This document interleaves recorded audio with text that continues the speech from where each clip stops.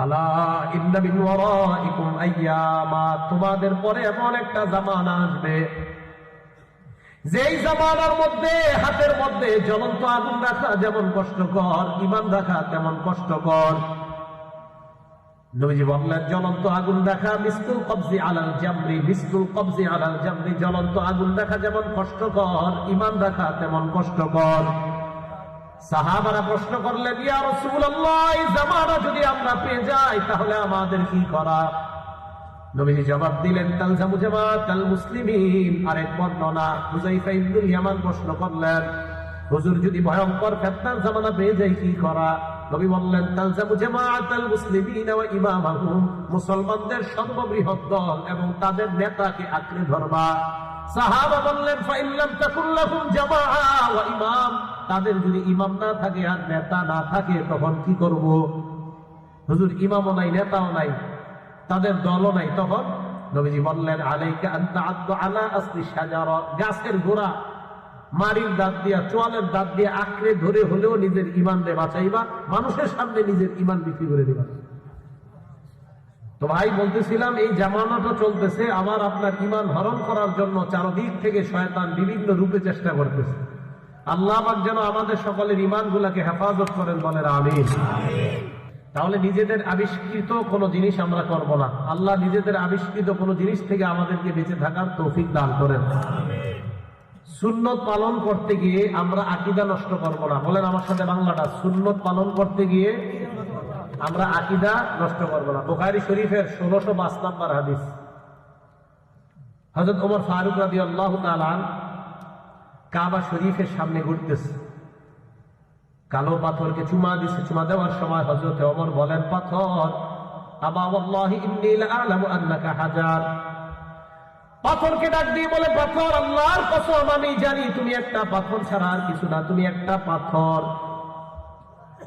এই কথা বলার পর পাথরকে লক্ষ্য করে বলে, পাথর, লা তাদুররু ওয়া লা তানফা, তুমি উপকার ক্ষতি করার কোনো ক্ষমতা রাখো না। মন দিয়ে শুনেন, পাথরকে হযরত ওমর বললেন, তুমি উপকার ক্ষতি করার কোনো ক্ষমতা রাখো না, আমি জানি তুমি একটা পাথর, এর চেয়ে বেশি কিছু না তুমি।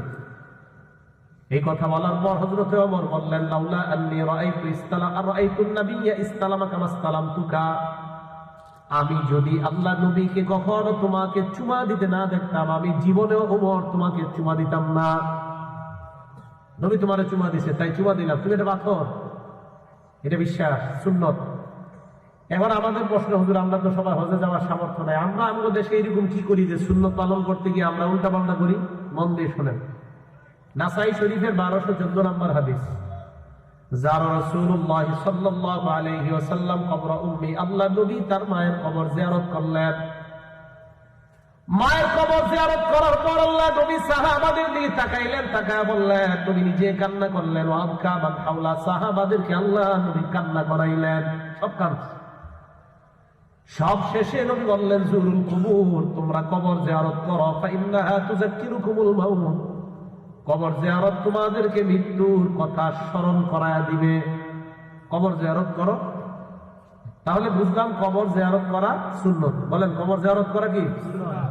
এখন আপনি আপনার দাদার কবর জিয়ারত করতে গেলেন সুন্নত পালন করার জন্য, কবর জিয়ারত করলেন। কবর জিয়ারত করার সময় দাদার কবরের সামনে গিয়ে বললেন, আসসালামু আলাইকুম দারা কওমিন মুমিনিন, আসসালামু আলাইকুম দারা কওমিন মুমিনিন। আমাদের নবীজি এটাই বলতেন আর কি, আসসালামু আলাইকুম আহলাল কুবুর, এটাও বলা যায়। বাকি নবীজি মুসলিম শরীফের একটা বর্ণনা আমার কাছে এটাই ভালো লাগে, আসসালামু আলাইকুম দারা কওমিন মুমিনিন ওয়া ইন্না ইনশাআল্লাহু বিকুম লাহিকুন। আচ্ছা, এই হাদিসটা বলে ফেলছি তো আরেকটু বলি। নবীজি এই হাদিসটা একদিন বলছে কবরস্থানে গিয়া, আতাল মাকবারা, কবরস্থানে গেছে, যাওয়ার পর বলছে, হে কবরবাসী ইমানদারগণ, তোমাদের উপর শান্তি বর্ষিত হোক। এই কথা বলার পর নবীজি বলেন, ইনশাআল্লাহ চিরই আমরা তোমাদের সাথে সাক্ষাৎ করব। এরপর আল্লাহ নবী বললেন, আহা, আমি যদি আমার ভাইদেরকে দেখতাম, আমার মন চায় আমার ভাইদেরকে যদি আমি দেখতে পারতাম। সাহাবারা কয়, হুজুর এটা আপনি কি বললেন? কয়, অদিত্য, আমার মন চায়। কি মন চায়? আমি যদি আমার ভাইদেরকে দেখতে পারতাম। সাহাবারা বলে, ইয়া রাসূলুল্লাহ, আওয়ালাসনা ইখওয়ানাকা, আমরা কি আপনার ভাই না?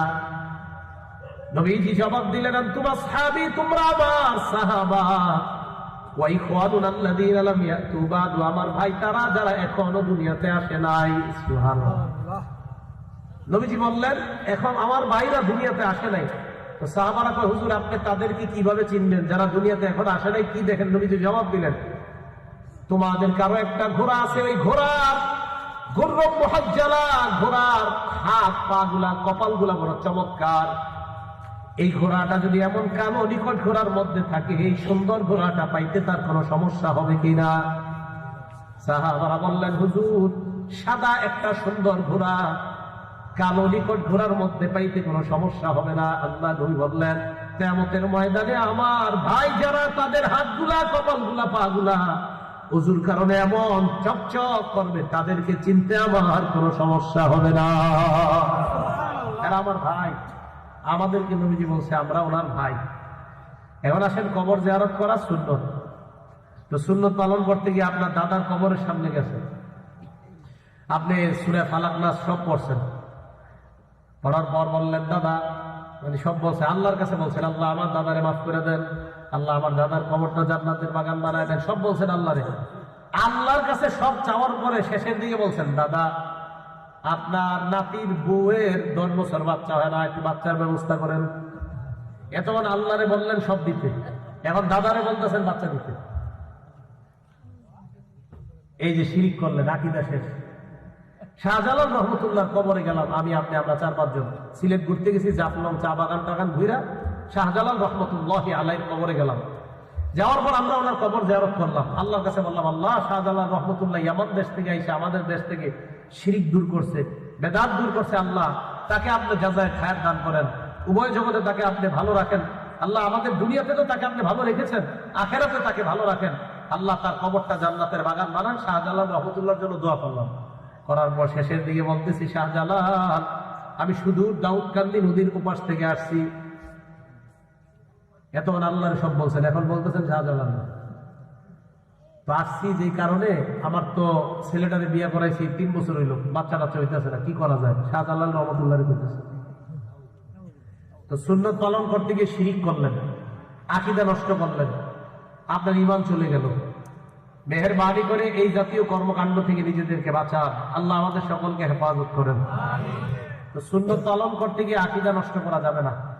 কিছু কুসংস্কার আছে, আমরা এই কুসংস্কার গুলো সমাজের মধ্যে আছে, এগুলো রাখা যাবে না। সকালবেলা ঘর থেকে বের হওয়ার সময় আপনার মাথাটা ঘরের দরজার সাথে লাগছে, লাগার পরে কোন কি, ইস আল্লাহ জানে আজকে দিনটা কেমন যায়। শিরিক করলেন, আজকে আপনার দিন কেমন যায় মানে আপনি দরজার সাথে লাগাতে আপনার দিন খারাপ যাবে, এটা কই পেয়েছেন আপনি? দোকানে গেছেন, যাওয়ার পর দোকানদার দোকান খুলছে, ভাই তাড়াতাড়ি 1 কেজি পোলার চাউল দেন, মেহমান আসছে। দোকানদার মেহমান আসছে, এই পোলার চাউল দিছে।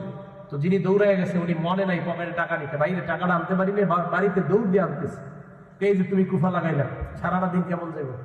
দোকানদার ভাই এই মাসাল আপনি কই পেলেন? এটা শিরিক, এটা শিরিক। আপনি আপনার দোকানে গজবটাই নামলেন, আপনি এটা কই পাইলেন যে আপনার দোকানে প্রথমে বাকি খাইলে দোকানে সারাদিন কুফা যাবে? এটা আপনি কোথায় পাইলেন? এটা শিরিক, এটা জায়েজ নাই। এই কুসংস্কার গুলো আমাদের সমাজে আছে কিনা? তো ব্যবসা সুন্নত না বেদাত? আরে ব্যবসা সুন্নত না বেদাত? ব্যবসা করতে গিয়ে আকীদা নষ্ট করলেন। হ্যাঁ, আকীদা নষ্ট করা যাবে না।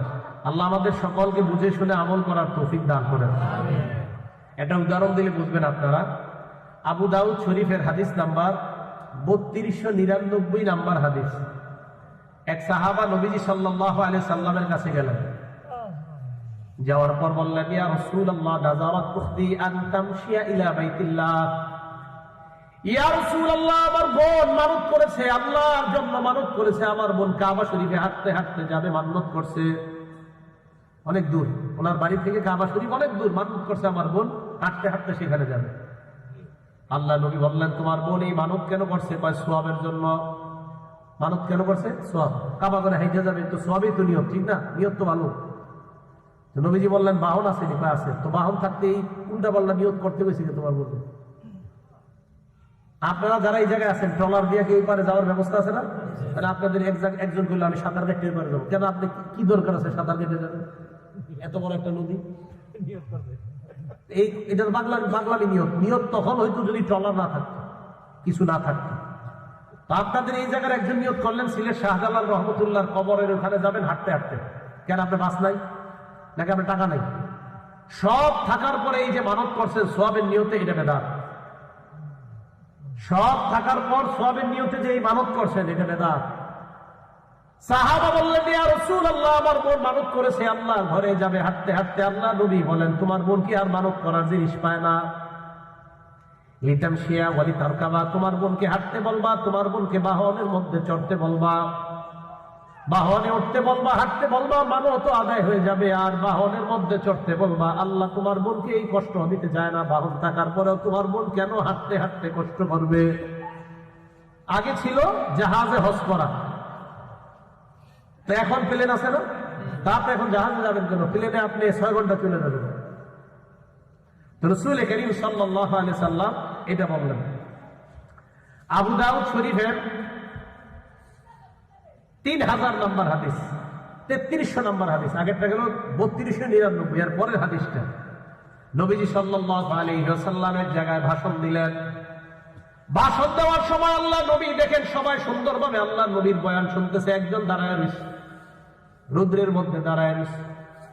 আল্লাহ নবী বললেন কি ব্যাপার, লোকটা কেন রৌদ্রের মধ্যে দাঁড়িয়ে আছে? কয় হুজুর কয়েকটা মানত করেছে। 1 নাম্বার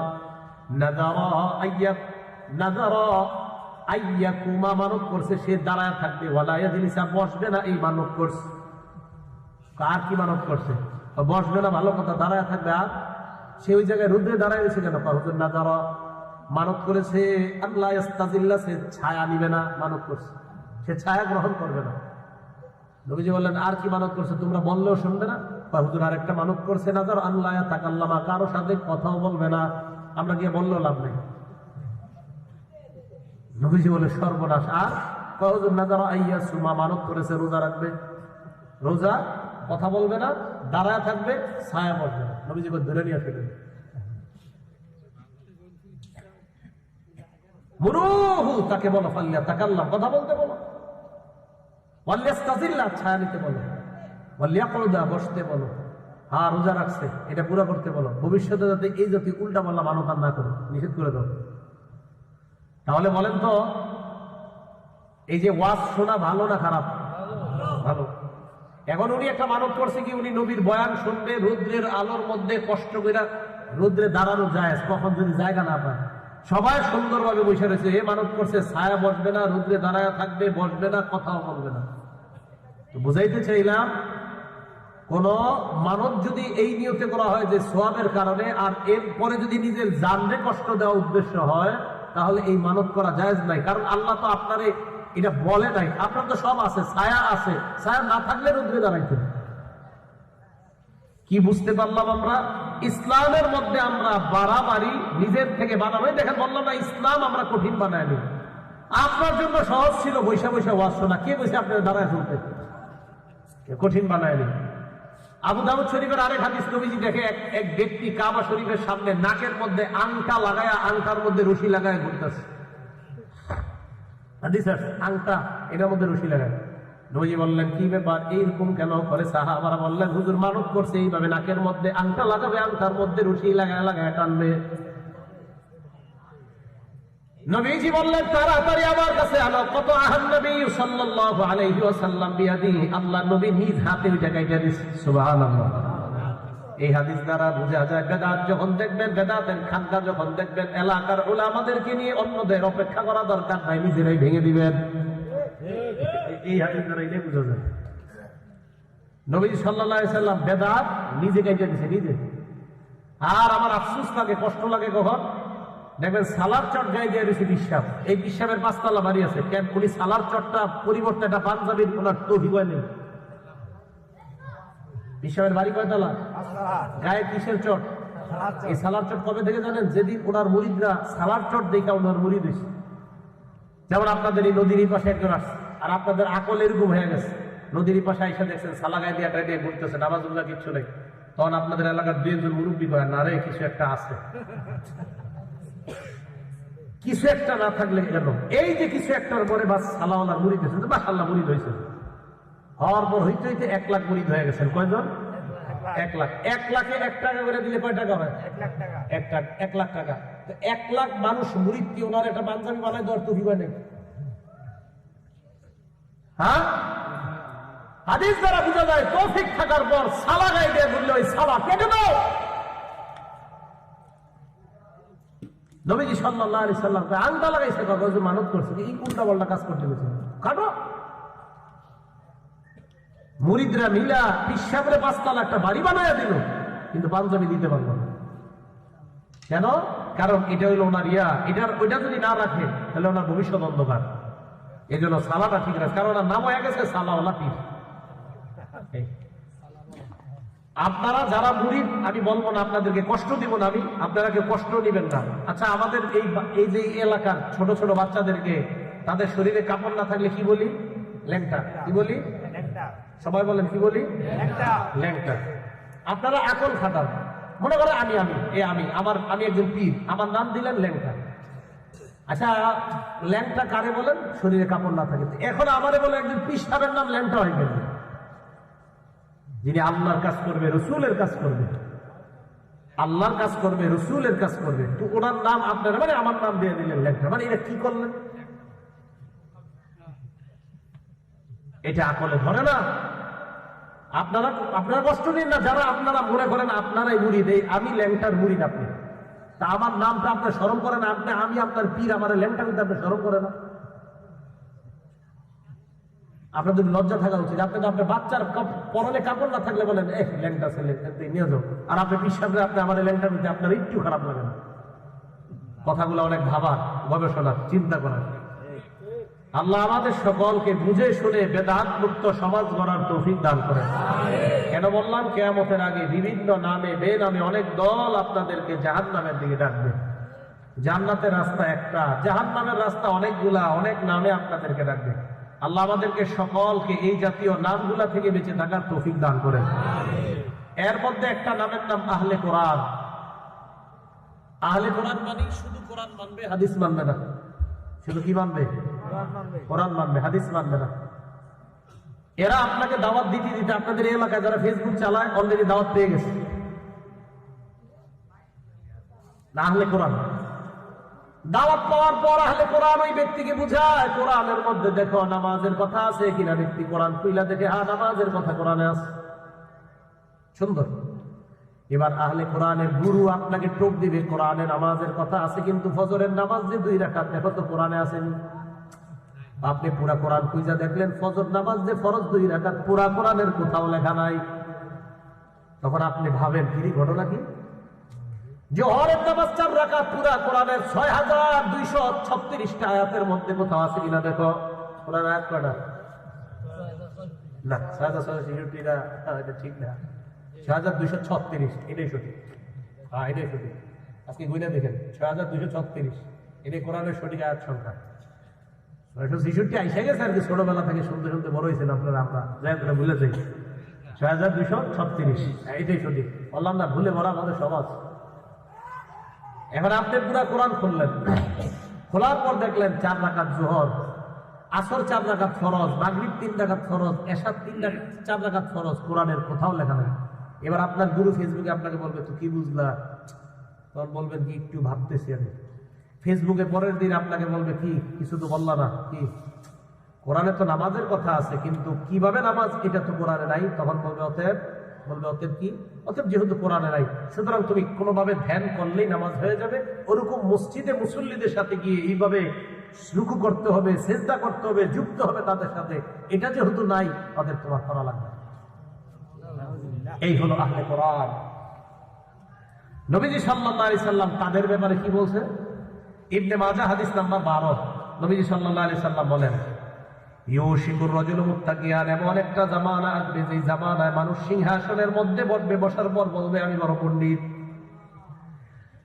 এই মানুষটা বলবে আমাদের আর তোমাদের মাঝে কোরআন থাকতে আমার হাদিসের কি প্রয়োজন? তার সামনে হাদিস পেশ করার পর ওই ব্যক্তি বলবে বাইনানা ওয়া বাইনাকুম কিতাবুল্লাহ, ফেসবুকে আপনাকে দাওয়াত দিবে আমাদের মাঝে তোমাদের মাঝে বিধানকারী কোরআনের গ্রন্থের নাম হলো আল কোরআন। আপনিও বলবেন হ্যাঁ ঠিকই তো, আল কোরআনই তো একমাত্র বিধানদাতা, একমাত্র বিধান আছে কোরআনের মধ্যে। এই কথা বলার পর আল্লাহ নবী বলেন ওই ব্যক্তি তোমাদেরকে বলবে ফামা ওয়াজাদনা ফীহি মিন হারামিন হারামনা, কোরআনের মধ্যে যেটা হারাম পাইলাম এটাই হারাম, ওয়ামা ওয়াজাদনা ফীহি মিন হালালিন ইস্তাহলালনা, কোরআনের মধ্যে যেটা হালাল পাইলাম সেটাই হালাল বলবে আপনাকে। আপনি বলবেন ঠিকই তো, আচ্ছা আমরা কোরআনের হারামকে হারাম মানি না, কোরআনের হালালকে হালাল মানি না, তো মানি তো আমরাও। তাদের উদ্দেশ্য কি দেখেন, তো কোরআনের হালাল কোরআনের হারাম থাকতে আবার অন্যটার কি দরকার? আমাদের নবী বলেন শোনো, আলা ওয়া ইন্নামা হাররামা রাসূলুল্লাহ মিসলু মা হাররামাল্লাহ, আমি নবী যেটাকে হারাম করি এটাও আল্লাহর হারাম করার মতো হারাম হয়ে যায়। আমার হারাম এটা আল্লাহর হারামের মতো হারাম, আমার হালাল এটা আল্লাহর হালালের মতো হালাল। তাহলে আপনারা কি বুঝলেন, শুধু কি কোরআন মানবো না কোরআন সুন্নাহ দুইটা? এই জন্য নবীজি বললেন তারাকতু ফীকুম আমরাইন, আমি তোমাদের মাঝে দুইটি জিনিস রেখে গেলাম, এক নাম্বার কিতাব আল্লাহ, দুই নাম্বার সুন্নাত রাসূল, এক নাম্বার আল্লাহর কোরআন, দুই নাম্বার রাসূলের সুন্নাহ। লাম তাদিল্লু মা তামাসসাকতুম বিহিমা, যতক্ষণ তোমরা এই দুইটা আঁকড়ে ধরে থাকবা ততক্ষণ তোমরা পথভ্রষ্ট হবা না। কোরআন সুন্নাহ, বলেন কোরআন সুন্নাহ, কোরআন সুন্নাহ, হাদিস বলবেন না, বলেন কোরআন সুন্নাহ, কোরআন হাদিস বললে কি, যদি শুধু কোরআন হাদিস বলেন তাহলে একটা ঝামেলা আছে। কি, নবীজি 11টা বিয়ে করছে, তো হাদিস মানলে আপনি 11টা বিয়ে করতে হবে। এই জন্য সুন্নাহ, সুন্নাহ মানে নবীজির যে হাদিসগুলো আমাদের জন্য পর্ব, আমরা নবীজির যে হাদিসগুলো আমরা পর্ব পালনও করব, এটার নাম সুন্নাহ। নবীজির যে হাদিস আমরা পর্ব পালনও করব, এটার নাম সুন্নাহ। আর নবীজির যে হাদিসগুলো শুধু আমরা পড়বো, ছাত্রদেরকে পড়াবো, কিন্তু আমরা পালন করতে পারবো না, এটার নাম সুন্নাহ না। সুন্নাহ মানে নবীর অনুসরণ করবো যেটা, এটা সুন্নাহ। আর হাদিস মানে যে হাদিসগুলা রাসূল করিম সাল্লাল্লাহু আলাইহি সাল্লামের কিছু হাদিস আছে, যে হাদিসগুলা শুধু নবীর সাথেই খাস, এটা আমরা জীবনে আমল করতে পারবো না। যেমন 4টার বেশি বিয়ে এই উম্মত করতে পারবে না, অথচ নবীজি 11টা বিয়ে করছে, তো এটা নবীর জন্য খাস। কথা বুঝে আসছে সবার? তাহলে কিছু হাদিস আছে যেগুলো শুধু না, বলেন কোরআন সুন্নাহ। এখন রাসূল করিম সাল্লাল্লাহু আলাইহি সাল্লাম বললেন কোরআন মানতে হবে, সুন্নাহ মানতে হবে। তাহলে কোরআনে আছে তোমরা নামাজ পড়ো, সুন্নাহের মধ্যে আছে ফজরের নামাজ ফরজ 2 রাকাত, সুবহানাল্লাহ। কোরআনের মধ্যে আছে তোমরা নামাজ পড়ো, সুন্নাহের মধ্যে নবীজি ব্যাখ্যা করে দিয়েছেন যোহরের নামাজ ফরজ 4 রাকাত। কোরআনের মধ্যে আছে তোমরা নামাজ পড়ো, হাদিসের মাধ্যমে নবীজি ব্যাখ্যা করে দিয়েছেন আসরের নামাজ ফরজ 4 রাকাত। কোরআনে আছে তোমরা নামাজ পড়ো, হাদিসে নবীজি ব্যাখ্যা করে দিয়েছেন মাগরিবের নামাজ 3 রাকাত। কোরআনের মধ্যে আছে তোমরা নামাজ পড়ো, নবীজি হাদিসে ব্যাখ্যা করে দিয়েছেন এশারের নামাজ 4 রাকাত ফরজ। আল্লাহ কোরআনে বলে দিয়েছেন আকিমিস সালাতা তারাফাইন নাহার ওয়া যুলাফাম মিনাল লাইল, তোমরা দিবসের 2 অংশে নামাজ পড়ো এবং রাতের কিছু অংশে। নবীজি ব্যাখ্যা করে বুঝিয়ে দিলেন 2 অংশের নামাজ ফজর থেকে মাগরিব পর্যন্ত, কেউ কেউ বলেন যোহর থেকে আসর পর্যন্ত। আবার রাতের কিছু অংশের নামাজ, তো কেউ বলেন 2 অংশের নামাজ ফজর থেকে আসর, রাতের কিছু অংশের নামাজ মাগরিব আর এশা। রাসূল করিম সাল্লাল্লাহু আলাইহি সাল্লাম এর ব্যাখ্যা দিয়ে দিলেন রাতের নামাজ মাগরিব এশা, দিনের নামাজ ফজর যোহর আসর। তো এইভাবে কোরআন সুন্নাহ উভয়টা পালন করলে আমরা ইনশাআল্লাহ সফলকাম হব। এবং কোরআন সুন্নাহ পালন করতে গিয়ে আমাদের আকীদা কি করা যাবে না, নষ্ট করা যাবে না। বলেন তো আকীদা কি করা যাবে না, নষ্ট করা যাবে না। এই আকীদার মধ্যে একটা আকীদা সবাই মনে রাখবো, বলেন সুপারিশ, বলেন সুপারিশ, ক্ষমতা আল্লাহর পক্ষ থেকে। সুপারিশ করার ক্ষমতা কার পক্ষ থেকে? কোন নবী সুপারিশ করবে, ক্ষমতাটা দিবে কে? তাহলে নবী সুপারিশ করবে, উলামায়ে কেরাম সুপারিশ করবে, যারাই সুপারিশ করবে তাদেরকে সুপারিশ করার ক্ষমতাটা দিবে কে? এখন যদি আমি আপনাকে বলি তুই জীবনে 2 রাকাত নামাজ পড়, বাকিগুলো আমি দেখে নিব, কিয়ামতের মাঠে আমি তোর এটাই না জান্নাতে দেব। আরে আমি সুপারিশ করতে পারবো কিনা তোমার জানা নাই, সুপারিশ করবে কে না এটার ক্ষমতা দিবে কে? আল্লাহ। আল্লাহ। এই জায়গা আকীদাটা আমরা ঠিক করি। আল্লাহ বলেন ইয়াউমা ইয়াকুমুর রূহু ওয়াল মালাইকাতু সাফফা, সমস্ত আত্মাগুলা, রূহ জিবরিল ফেরেশতা, ফেরেশতারা সাফফা, সেদিন সবাই দাঁড়ায় থাকবে, সারিবদ্ধভাবে সবাই দাঁড়ায় থাকবে। এর আগে আল্লাহ বলেন রব্বিস সামাওয়াতি ওয়াল আরদি ওয়া মা বাইনাহুমার রহমান, আসমানের রব, জমিনের রব, আসমান জমিনের মাঝে রহমান তিনি আল্লাহ। লা ইয়ামলিকুনা মিনহু খিতাবা, মানুষ কেউ কথা বলার কোনো ক্ষমতা রাখবে না। জিবরিল আমিন ফেরেশতা, সমস্ত ফেরেশতারা কাতারের মধ্যে দাঁড়িয়ে থাকবে, সবাই চুপচাপ নিচের দিকে তাকায় থাকবে। লা ইয়াতাকাল্লামুন, কেউ কথা বলবে না, কেউ কথা বলবে না, ইল্লা মান আযিনা লাহুর রহমান, আল্লাহ যাকে অনুমতি না দেয় সে ছাড়া কেউ কথা বলতে পারবে না। তাহলে বলেন কিয়ামতের মাঠে কথা বলার অনুমতিটা দিবে কে? আল্লাহ। তাহলে আজকে থেকে আমরা বিশ্বাস এটাই রাখবো, নবী, ওলি, হাফেজ, উলামা যারাই সুপারিশ করবে ক্ষমতাটা দিবে আল্লাহ। তাহলে কিয়ামতের মাঠে একচ্ছত্র ক্ষমতার মালিক কে? আল্লাহ। আল্লাহ। দুনিয়াতে আল্লাহ, আখিরাতেও আল্লাহ। হ্যাঁ, কিন্তু দুনিয়াতে আল্লাহ কাউরে কাউরে ক্ষমতাটা দিছে। আল্লাহ দুনিয়াতে অনেকের ক্ষমতা দিছে, তাকে দিলাম তাকে দিলাম, কিন্তু কিয়ামতের মাঠে আল্লাহ পাক রব্বুল আলামিন বলেন লিমানিল মুলকুল ইয়াউম, সেদিন রাজত্ব কার? লিল্লাহিল ওয়াহিদিল কাহ্হার। আল্লাহ বলে একমাত্র মহাপরাক্রমশালী ক্ষমতাধর আমি আল্লাহর ক্ষমতা ছাড়া সেদিন আর কারো ক্ষমতা নাই। তাহলে এবার আপনাদের কাছে আমি জানতে চাই, পীর বলেন, গাউস কুতুব আর যাই বলেন, এদের কোনো ক্ষমতা কি কিয়ামতের মাঠে আছে যদি আল্লাহ না দেন? এখন আপনারা ফেসবুকে পাইতেছেন ক্ষমতাদাতাকে সামনে সামনে মুরিদরা কয় অমুক বাবা। হ্যাঁ আছে আছে, এইরকম একটা ভিডিও আছে। বলেন আপনাদেরকে মুক্তিদাতাকে কয় অমুক বাবা। হ্যাঁ এটা ভিডিও আছে। আপনাদেরকে মুক্তিদাতাকে সামনে যারা আছে সবাই কয় অমুক বাবা। আরে ভাই লাখ লাখ মানুষের ইমাম তো ওই মুহূর্তে চলে গেছে। রাসূল করিম সাল্লাল্লাহু আলাইহি সাল্লামের কবরের সামনে দাঁড়ায় যদি বলেন হুজুর আমার বিবির বাচ্চা হয় না, একটা বাচ্চা দিয়ে দেন, আপনার ইমান সাথে সাথে চলে গেছে। ভাই কথা বুঝে আসছে? এবার রাসূল করিম সাল্লাল্লাহু আলাইহি সাল্লাম কি বলে দেখেন, আবু দাউদ শরীফের হাদিস, ইয়াকুম মুহদাসাতিল উমুর 4607 নম্বর হাদিসের বর্ণনা, তোমরা ইসলামের মধ্যে নতুন নতুন জিনিস আবিষ্কার করা থেকে বাঁচো। ফাইন্না কুল্লা মুহদাসাতিন বিদআ, ইসলামের মধ্যে নতুন কোন আবিষ্কার, যত আবিষ্কার এগুলোর নাম হলো বিদআত। ওয়া কুল্লা বিদআতিন দালালা, যত নতুন আবিষ্কার এগুলো হলো পথভ্রষ্টতা। নাসাই শরীফের 1578 নম্বর হাদিসের বর্ণনা, ওয়া কুল্লু দালালাতিন ফিন্নার, সমস্ত পথভ্রষ্টের ঠিকানা হলো জাহান্নাম।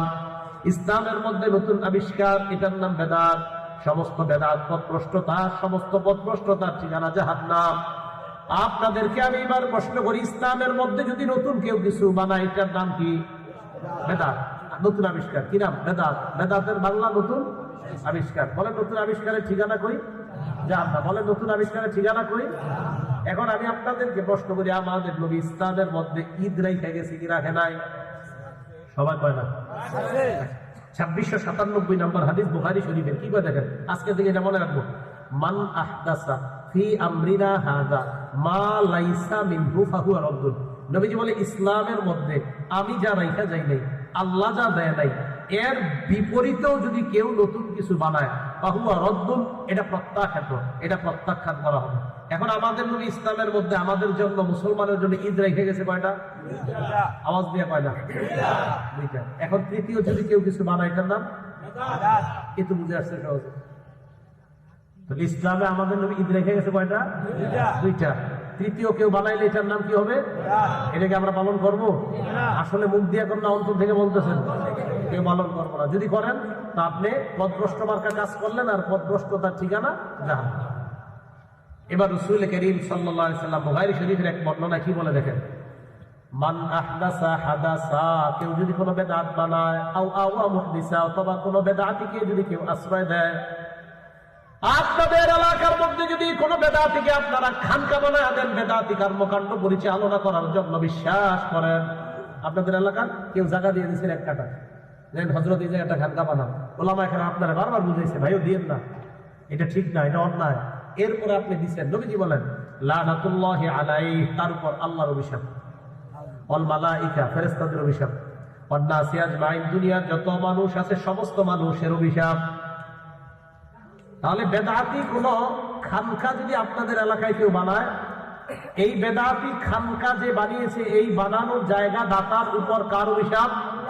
আল্লাহর অভিশাপ, ফেরেশতাদের অভিশাপ, সমস্ত মানুষের অভিশাপ। ভাইও আল্লাহ আমাদের সকলকে বেদাত মুক্ত ইসলামটা যেন সহজভাবে সুন্দরভাবে পালন করে আল্লাহর কাছে আমরা যেতে পারি, আল্লাহ তৌফিক দান করেন। আমি কেন কথাগুলো বলতেছি দেখেন, নদীর এই পারে ওলামায়ে কেরাম সহজে আসতে চায় না, আর কষ্ট করো। কেন বলতেছি যে নদীর এপারে থেকে আপনাদের বিষয়টা যেন এমন না হয় যে হুজুর এইখানে আসি বলে ইসলাম শিখতে পারি নাই। আপনাদের এলাকায় যথেষ্ট যোগ্য ওলামায়ে কেরাম আছে, আলেমরা আমাদেরকে কেন আনে? কারণ তাদের কথা আপনারা শুনতে চান না। এটা আপনাদের একটা অ্যালার্জি রোগ আছে। অথচ আপনাদের এলাকার ওলামায়ে কেরাম বুঝায়, তখন বুঝতে চান না। দূরের থেকে এটা বললে বুঝবেন না। এলাকার মসজিদের ইমাম, খতিব সাহেব, মাদ্রাসার ওলামায়ে কেরাম যেভাবে বুঝায়, এই কথাগুলো বুঝার চেষ্টা করবেন। ওনারা বারবার বুঝাইতেছে এটা সঠিক না, এটা বেঠিক, এটা সঠিক, এটা ন্যায়, এটা অন্যায়, এগুলা মেনে নেওয়ার চেষ্টা করেন। যদি মেনে না নেন, রাসূল করিম সাল্লাল্লাহু আলাইহি ওয়াসাল্লাম এক হাদিসের মধ্যে বলছেন, আদ-দুনিয়া মালউনা, পুরা দুনিয়াটা অভিশপ্ত, মালউনুন মা ফিহা, দুনিয়াতে যা আছে সব অভিশপ্ত, তিনটা জিনিস ছাড়া। জোরে বলেন কয়টা? কয়টা জিনিস অভিশপ্ত না? ইল্লা যিকরুল্লাহ, আল্লাহর জিকির যারা করে তারা অভিশপ্ত না। দুই নাম্বার নামাজ জিকির, নামাজও জিকির বলছে যারা, উনি বলছে দেখ মাশাআল্লাহ, বলছে যারা নামাজ পড়ে নামাজও জিকির। নামাজ কি? জিকির মানে যত ভালো কাজ, জিকির যত ভালো কাজ। আল্লাহ জিকির করে এক নাম্বার। এবার দুই নাম্বারটা কি বলবো? আলিমা, স্পেশাল ভাবে নবী বলেন আলেমরা অভিশপ্ত না। সুবহানাল্লাহ, আলেমরা অভিশপ্ত না। এই জন্য ওলামায়ে কেরাম আপনাকে পথ, খারাপ পথ দেখাবে না। হ্যাঁ, আমি স্পষ্ট ভাবে বলে যাই, কওমি মাদ্রাসার সাথে সম্পৃক্ত ওলামায়ে কেরাম আপনাদের এলাকায় যারা আছে, অথবা আহলুস সুন্নাত ওয়াল জামাতের সাথে সম্পৃক্ত ওলামায়ে কেরাম যারা আছে, তাদের কথাগুলো আপনারা নেওয়ার চেষ্টা করবেন। আমি আবারও বলছি, আহলুস সুন্নাত ওয়াল জামাত মানে যারা কোরআন এবং সুন্নাহ পালন করতে গিয়ে বাড়ায় না, কমায় না, এই জাতীয় ওলামায়ে কেরামদের কথা আপনারা শুনবেন, শোনার পর আমল করবেন, যেন আল্লাহর কাছে গেলে বলতে পারেন, আল্লাহ যেখানে ছিলাম চরের মধ্যে ছিলাম, আর যেখানে ছিলাম আল্লাহ ইসলাম সঠিকভাবে পালন করেই তোমার কাছে আসছে। কথা বুঝে আসছে? তো নবীজি সাল্লাল্লাহু আলাইহি সাল্লাম বললেন এই অবস্থা হবে যদি কেউ বেদাতিকে আশ্রয় দেয়। আল্লাহ আমাদের সকলকে বেদাতি কর্মকাণ্ড, বেদাতিদের থেকে বেঁচে থাকার তৌফিক দান করেন। এবার ভয়ঙ্কর একটা হাদিস আপনাদেরকে বলতে চাই। এই হাদিসটা কি? রাসূল করিম সাল্লাল্লাহু আলাইহি সাল্লাম বলেন, কিয়ামতের ময়দানে আনা ফারাতুকুম আলাল হাউজ, আমি কিয়ামতের ময়দানে হাউজে কাউসারের সামনে দাঁড়াবো। হাউজে কাউসারের সামনে দাঁড়িয়ে আমি অপেক্ষা করতে থাকবো পানি পান করানোর জন্য। আমি গ্লাস নিয়ে জগ নিয়ে দাঁড়িয়ে থাকবো পানি পান করানোর জন্য। আমার একদল উম্মত আমার সামনে আনা হবে, আনার পর আমি তাদেরকে পানি পান করাইতে গেলে সাথে সাথে তাদেরকে আমার সামনে থেকে টান মেরে নিয়ে যাওয়া হবে। আমি প্রশ্ন করবো, আল্লাহ আসহাবী, আরেক বর্ণনায় উম্মতি, তারা তো আমার উম্মত। আল্লাহর পক্ষ থেকে জবাব দেওয়া হবে, ফাইন্নাকা লা তাদরি মা আহদাসু বা'দাক, আপনি জানেন না দুনিয়া থেকে আপনি বিদায় নেওয়ার পর তারা কি কি নতুন আবিষ্কার করছে ইসলামের মধ্যে, আপনার জানা নাই। নবীজি একটু আগে বললেন আমার উম্মত যেই মাত্র জানতে পারবে তারা আমার রেখে যাওয়া ইসলামের মধ্যে নতুন নতুন জিনিস বানাইছে, নবী তখন বলবে সুহকান সুহকান লিমান গায়্যারা দীনি, আমার ইসলাম, আমার শরীয়ত পরিবর্তনকারী, আমার সামনে থেকে তুমি দূর হও, দূর হও। একটু আগে পানি পান করার জন্য পাগল ছিল নবী, যেই মাত্র জানবে এটা বেদাতি, নবী বলবে সরো, এটাকে আমার সামনে থেকে দূর করো। এই বেদাত ইসলামে গ্রহণযোগ্য না। আজকের রাত্রটাকে আপনারা কি রাত মনে করতেছেন? মেরাজের রাত। এই একটা ভুল। এটা আপনাদের কি কইছে আজকে মেরাজের রাত? হ্যাঁ, এটা আপনাদের কি কইছে আজকে মেরাজের রাত? মুন্সিদা। আচ্ছা, আজকে মেরাজ এই জাতীয় বর্ণনা কেমনে যায় এসে বসে আল্লাহ জানে, এর কোনো ভিত্তি নেই। রজব মাসে মেরাজ হয়েছে এই যে আজকে 27 রাতে, এর কোনো ভিত্তি নেই। এরপরে আজকে রাতে আপনারা নামাজ পড়ছেন নি? কয় রাকাত? হ্যাঁ, এসা তো পড়ছেন, আর পড়ছেন নি কিছু? 12 রাকাত পড়েন নাই? আচ্ছা আচ্ছা, সবে মেরাজের কোনো নামাজ নেই, সবে মেরাজের কোনো রোজা নেই, মেরাজের কোনো নামাজ নেই, মেরাজের কোনো রোজা নেই, কিচ্ছু নাই। মানে আমি যে বললাম না সহজ কাজ একটু কঠিন বানাইবে না, যে না এটা তো বিষয়টা দরকার। মানে কি দরকার আপনার? দরকার মানে ওই যে কিছু টাকা টাকা তুইলা জিলাপি খাবেন, এই তো, এটা করবেন না। আজকে মেরাজ এর কোন সহি নির্ভরযোগ্য কোন প্রমাণ নাই। হ্যাঁ, রাসূল করিম সাল্লাল্লাহু আলাইহি সাল্লাম মেরাজে গিয়েছে, এই কথা তো সত্য। মুসলিম শরীফের 300 নম্বর হাদিস, লম্বা হাদিসের মধ্যে আছে রাসূল করিম সাল্লাল্লাহু আলাইহি সাল্লাম উনি মক্কা থেকে বাইতুল মুকাদ্দাস পর্যন্ত গিয়েছেন, সেখান থেকে রাসূল করিম সাল্লাল্লাহু আলাইহি সাল্লাম ঊর্ধ্ব আকাশে সিদরাতুল মুনতাহা পর্যন্ত ভ্রমণ করেছেন। এগুলো তো সত্য কথা। বাকি যাইতে যাইতে জিবরিল আমিন হঠাৎ নবীর থেকে আলাদা হয়ে গেছে, এই কথা যে করতে গিয়ে আসছে আমি জানি না। হ্যাঁ, এক জায়গায় গিয়ে কয় না, দেখবেন বয়ানে, আমি জানি আমাদের দেশে বিখ্যাত কোনো বয়ানে ওইরকম পাওয়া যায়। এরপর জিবরিল আমিন বলে আমার আর যাওয়ার সুযোগ নাই, কইতাছে সুর দিয়া, মানুষ কাঁদতেছে। এটা আপনি কই পেলেন এই কথাটা? জিবরিল আমিন বলছে যে আমার সুযোগ নাই, নবীর সুযোগ আছে, এটা কই আছে? এটা একটা ফার্সি শেরের মধ্যে আছে, ফার্সি একটা শের, আর কোথাও নাই কথা। হ্যাঁ, তো যদি এরকম পান কোরআন সুন্নাহর কোথাও আছে যে জিবরিল আমিন আলাদা হয়ে যাওয়ার রেওয়ায়াত, হুজুরের কাছে আমার ফোন নাম্বার আছে, আমার একটু জানাই দেন, আমি খুব খুঁজতেছি এই দলিলটা। হ্যাঁ, এটা আসার দলিল কই আছে? জিবরিল আমিন হুজুরের রেখে বসে, এই প্রমাণ কই আছে? না না, আচ্ছা যাই হোক, আমি বুঝাইতে চাইলাম আর কতদিন এই ভুলে ভরা জীবনে থাকবেন। মেরাজ হয়েছে নবীজি সাল্লাল্লাহু আলাইহি সাল্লাম ঊর্ধ্ব আকাশে গিয়েছেন, আল্লাহর পক্ষ থেকে 50 ওয়াক্ত নামাজ নিয়ে আসছে। এটাও বুখারীর বর্ণনা আছে, মুসলিমের বর্ণনা। মুসলিম শরীফের 300 নম্বর হাদিস, বুখারী শরীফের 349 349 নম্বর হাদিস। মুসা নবী কয় কি আনছেন? তো এই কথাগুলো আলোচনা করতে পারে না, মানে দেখবেন সুন্দর সুন্দর কথাগুলো থুইয়া এমন এমন কথাগুলো মেরাজের রাতে আমরা শুনতে চাই যেগুলো শুনলে না। যেমন আপনারা এরকম শুনছেন কিনা 27 বছরের একটা ঘটনা। হ্যাঁ, এক বেটা তার বিবিরে দেখছে যে মাছ কুটতেছে, মাছ খায় যে কইতেছে শুনছে। উনি গিয়ে গোসল করছে, গোসল করার পর ডুব দিয়ে দেখে উনি মেয়ে হয়ে গেছে। মেয়ে হওয়ার পর বিয়ে হওয়ার পর ওনার 3টা সন্তান, 3 মেয়ে হয়েছে 2 ছেলে হয়েছে, মোট কয়জন? আবার উনি ডুব দিয়েছে, ডুব দেওয়ার পর আবার ছেলে হয়ে গেছে। আসার পর দেখে ওনার বিবি তখনও মাছ কুটতেছে। কি রে তুই মাছ কুটোস? বাবা নাকি আমি তো মাছই কুটি। তুমি নাকি নবীর মেরাজরে অস্বীকার করছো শুনলাম। হ্যাঁ, 27 বছর আমি ঘর সংসার করে এলাম, তুই এখনো মাছই কুটোস? এই ঘটনা আমি ক্যাসেটে শুনছি, অনেক জায়গায় শুনছি। এটা কোনো জাল কিতাবেও লেখা নেই, সহি কিতাব তো দূরের, কোনো জাল কিতাবেও লেখা নেই। এটা যে কোথেকে গেল আল্লাহ। তো ভাই যেটা বলতেছিলাম, জান্নাতে যাওয়া সহজ, এটারে কঠিন বানায় না। জান্নাতে যাওয়া সহজ, এটাকে কি বানাবো না? কঠিন বানাবো না। আল্লাহ আমাদের সকলকে হেফাজত করেন। এবার একটা কথা শোনেন, বুখারী শরীফের হাদিস নাম্বার 5590 নাম্বার হাদিস। রাসূল করিম সাল্লাল্লাহু আলাইহি সাল্লাম বলেন, লা কুনান্না মিন উম্মতি আকওয়াম, আমার উম্মতের মাঝে এমন একটা দলের আবির্ভাব হবে, ইস্তাহিল্লুনাল হিররা, যারা ব্যভিচার করাকে হালাল মনে করবে, জিনা করাকে যারা হালাল মনে করবে, জিনা করা হালাল। নাউজুবিল্লাহ বলেন। আসলে কি আমরা হালাল মনে করি সবাই?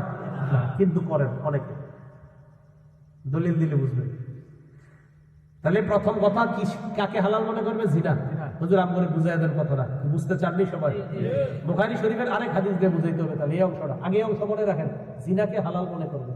বুখারী শরীফের 6612 নম্বর হাদিস। ওই হাদিসে নবী মানে জিনা হালাল মনে করবে, এটার ব্যাখ্যা করছি বুখারীর 6612 নম্বর হাদিস দিয়ে। قال رسول الله صلى الله عليه وسلم, আল্লাহ নবী বলেন, ইন্নাল্লাহা কাতাবা আলা ইবনি আদম হাজ্জাহু মিনাজ জিনা, আল্লাহ পাক রব্বুল আলামিন আদম সন্তানকে জিনা দ্বারা পরীক্ষা করবে। জিনা দ্বারা আমাকে, আপনাকে, আমাদের সকলকে, আলেম আওয়াম সবাইকে পরীক্ষা করবে। নবীজি বললেন সবাইকে করবে। আদরাকাহু লা মুহালাতা, এই পরীক্ষার সম্মুখীন সবাই হবেন, আমি হব, আপনি হব, সবাই হব। এখন নবীজি বলেন, জিনাল আইনি আন-নাজ, চোখের জিনা হলো দেখা। চোখের জিনা কি? দেখা। চোখের জিনা কি? দেখা। দেখা, যার দিকে দেখা হারাম সেই দিকে তাকানো চোখের জিনা। ওয়া জিনা লিসান আল মানতিক, জবানের জিনা হলো কথা বলা। জবানের জিনা কি বলা? কথা বলা। আপনাদের এলাকার এক যুবক রাতের পর রাত, ঘন্টার পর ঘন্টা একটা মেয়ের সাথে অবৈধভাবে তার সম্পর্ক, কথা বলতেছে, এই যে মুখের জিনা, তাহলে এই জিনাটাকে সে হালাল মনে করতেছে। এই যে হালাল, এই যে হালাল না, সারাপ কথাটা কি বলে? নবীজি বললেন, আমার উম্মতের একদল জিনাকে হালাল, এই যে হালাল, সে তো মনে করতেছে আমি তো মাশাআল্লাহ তার জন্য পাগল হয়ে গেছে, আমি যেগুলো মধ্যে ফাঁসি দিয়ে দিতে পারি। তার জন্য কি হয়ে যেতে পারে? ফাঁসি। মাঝে মাঝে ইমাম সাহেবের প্রশ্ন করবো, হুজুর আমি একটা মেয়ের সাথে রিলেশন আছে, রিলেশন পায়, সম্পর্ক পায় না, রিলেশন আছে, তো আমি যদি তার সাথে ফজর পর্যন্ত কথা কই, এই নিয়তে যে 2জন ফজর করে ঘুমাবো, কি নেক্সট রুটের প্রেম? নাজায়েজ, বলেন হারাম। এটা কি হারাম? তাহলে চোখের জিনা, এই যে কেউ চোখ দিয়ে একটা মেয়ের দিকে তাকাইলো, খুব মনে রাখবেন সূরা নূর, এই সূরা নূরের 30 নম্বর আয়াতে আল্লাহ বলেন কুল্লিল মুমিনিনা ইয়াগুদ্দু মিন আবসারিহিম, নবী আপনি ইমানদারকে বলেন তারা যেন নজর নিচে রাখে। আচ্ছা আপনি নিচে রাখলেন, তো শয়তান আপনাকে বারবার উপরে উঠায়, তাকাও তাকাও। তো একটা যুবক সে কিছু মনে করতেছে না, বাস একটা মেয়ে হাইটে যাচ্ছে তার দিকে তাকিয়ে আছে। তো রাসূল কারীম সাল্লাল্লাহু আলাইহি সাল্লাম বলেন আল মারআতু ইযা খারাজাত, কোন মহিলা যখন ঘর থেকে বের হয় ইস্তাশরাফাহা শায়তান, শয়তান তার দিকে এইভাবে উকি মেরে তাকায়। এটার ব্যাখ্যায় মুহাদ্দিসিনে কেরাম বলছেন আমরা তিনজন একসাথে আছি, শয়তান আমাদের মুখ মাথাগুলা সবগুলা মাথা একসাথে ওই নারীর দিকে এইভাবে তাকানোর জন্য উদ্বুদ্ধ করে। এটা কিভাবে? এক বন্ধুর মাথায় এসে শয়তান সোয়ার হয়, এই একজন তো হাইটা যাইতেছে দেখ, তো ওই বন্ধু দেখে সাথে আসার চারজন, তখন কয় কিরে দোস্ত, জিনাল আইনি আর নজ, চোখের জিনা হলো দৃষ্টি দেওয়া দেখা, এই যে জিনাকে হালাল মনে করছেন, এই যে তাকিয়ে আছে না। অজিনাল লিসান আল মানতিক, যুবক ভাইয়েরা গুনাহ করবেন না, আর কত কত গুনাহ করলে বলেন আপনার শান্তি হবে? আপনি এখন মারা যাবেন, কালকে একদিন হয়ে যাবে আপনার, বলেন আর কত গুনাহ? আজকে মারা যাবেন তো কালকে একদিন, নিঃসন্দেহে কালকে একদিন। আপনার মোবাইলে যাদের সাথে আপনি গুনাহ করেছেন, মোবাইল তো এগুলো ডিলিটও করতে পারেন নাই, ডিলিট করার আগে আপনি মারা গিয়েছেন, আপনার আত্মীয় স্বজন দেখবে আপনি কতটা গুনাহের মধ্যে লিপ্ত ছিলেন। সারা দুনিয়া আপনার মোবাইলের সাক্ষী হয়ে যাবে যে এই ছেলেটাকে এত ভালো মনে করতাম, কিন্তু এই বুখারী শরীফের 6612 নম্বর হাদিস, নবীজি বলেন জিনাল আইন আর নজ, হাদিসটা দেখেন কি সুন্দর করে নবীজি বলছেন, চোখের জিনা দেখা, মুখের জিনা কথা বলা। দেখেন এবার নবী কি বলেন, আপনি দেখলেন, দেখার পর বাসায় আসলেন, বাসার পর এবার হয়তো দেখছেন না হয় কথা বলছেন, কথা বলতে বলতে একটা মেয়ের সাথে এবার নবী বলেন নাফসু তামান্না ওয়া তাশতাহি, মন তখন তাকে কল্পনা করতে থাকে। এই নবীজির কথা কি মিথ্যা নাকি নাউজুবিল্লাহ? নবীজি বললেন দেখার পর কথা বলার পর এবার মন তাকে কল্পনা করতে থাকে। নবীজি বলেন করতে করতে ওয়াল ফারজু ইউসাদ্দিকুহু যালিকা, এক পর্যায়ে লজ্জাস্থান সেটাকে সত্যায়ন করে, বলেন নাউজুবিল্লাহ। তো নবীজি বললেন বুখারী শরীফের 5590 নম্বর হাদিস, আমার উম্মতের একদম 1 নাম্বার জিনাকে হালাল মনে করবে, 2 নাম্বার আল হারিরা, রেশমের পোশাককে হালাল মনে করবে। ঈদের সময় যুবক ভাইয়েরা পাঞ্জাবি কিনতে সাবধান, আপনার পাঞ্জাবিটা যেন রেশমের সুতার না হয়, খুব সাবধান। সিল্ক, সিল্ক আছে না, সিল্ক কিনতে সাবধান, সিল্ক অনেক সিল্ক গুলার মধ্যে রেশম ঢুকায় দেয়, অনেক সিল্কের মধ্যে রেশম ঢুকায় দেয়। তো এটা যেন আপনার এই জাহান্নামী পোশাক যেন দুনিয়াতে আপনারা কেউ না পড়ায়। এ হলো 2। 3 নাম্বার ওয়াল খামর, মদ পানকে মানুষ হালাল মনে করবে। 4 নাম্বার ওয়াল মাআজিফ, বাদ্যযন্ত্র ঢোল তবলাকে মানুষ হালাল মনে করবে। শরীয়তের কথা বইলা এই পাশে একদল বাউল বসবে, এই পাশে একদল বসবে, নাম দিবে পালা গান। উনি বুখারী শরীফের হাদিস দিয়া গান গাবে, উনি মুসলিম শরীফের হাদিস দিয়া গানের জবাব দিবে। হ্যাঁ নবীজি বলছেন আল মাআজিফ, বাদ্যযন্ত্রকে হালাল। এই যে শরীয়তের কইবে কোন মৌলবী বলছে বাদ্যযন্ত্র হারাম? আমার নবী কয় এরা যে হালাল বলবে বাদ্যযন্ত্রকে, নবী বুখারীর হাদিসে বলে দিচ্ছে। তা আপনাদেরকে যদি কেউ বলে কোন মৌলবী বলছে বাদ্যযন্ত্র হারাম, আপনারা বলবেন আমাদের নবীজি বলছে তোমাদের মতো একদল বলবা বাদ্যযন্ত্র হালাল। কি কথা বুঝে আসলে তাই যে আমাদের নবীজি বুখারী শরীফের 5590 নাম্বার হাদিস এটা বলে দিচ্ছে। তো বুঝাইতে চাইলাম আমাদের সমাজের আমরা এই বাদ্যযন্ত্র মুক্ত, বেদাত মুক্ত, শিরিক মুক্ত, কুসংস্কার মুক্ত, কি বলেন এই যে কিচর বাহের চর একটা সমাজ কি গড়ার প্রত্যয় ব্যক্ত করা যায় না ইনশাআল্লাহ? যেখানে কোনো শিরিক থাকবে না, কুসংস্কার থাকবে না, কোনো বেদাত থাকবে না। আল্লাহ আমাদের সকলকে কুসংস্কার মুক্ত, বেদাত মুক্ত আমরা একটা সমাজ যেন গড়তে পারি, এবং ইসলাম পরিপূর্ণভাবে পালন করে আমরা যেন কবরে যেতে পারি। আল্লাহ তৌফিক দান করেন, আল্লাহ তৌফিক দান করেন। আপনাদের কাছে আমার করজোরে আপনার জান্নাতে যাওয়া একদম সহজ। সল্লু খামসাকুম, 5 ওয়াক্ত নামাজ পড়েন, সুমু শাহরাকুম, রমজানের রোজা রাখেন, ফামুতু ওয়াদখুলু জান্নাতা রাব্বিকুম, মরেন আর জান্নাতে যান, মরেন আর জান্নাতে প্রবেশ করেন, মৃত্যুবরণ করেন, জান্নাতে প্রবেশ করেন। এই জান্নাতে যাওয়াটা আপনারা কঠিন বানায় নিয়েন না।